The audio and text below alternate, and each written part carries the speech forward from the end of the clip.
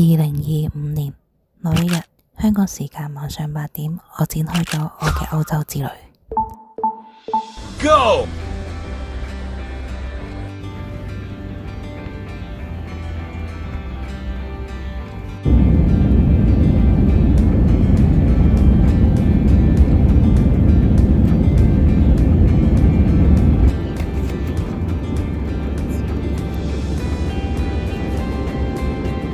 Ladies and gentlemen, we have just landed.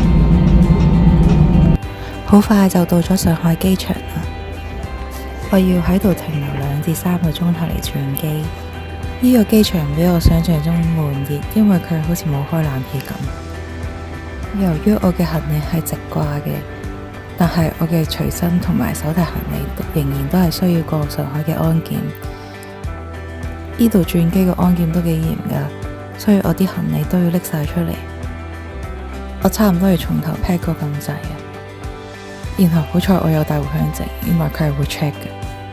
當我去到登機閘口嘅時候，佢嘅警報突然之間響起，然之後個職員就同我講：小姐，上海海關要開你嘅行李去檢查，所以你嘅行李一定唔可以同你同步到達你嘅目的地啦。佢要下一班機先至到到，而下一班機係幾時呢？我哋就唔知啦。然後我俾咗個密碼佢之後，我就上咗機啦。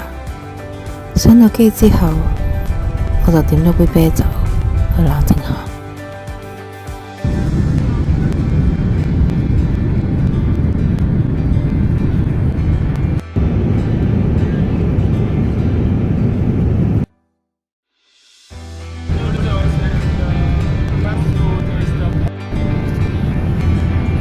由上海坐咗6個鐘頭飛機之後，我終於到達咗比利時嘅布魯塞爾機場啦。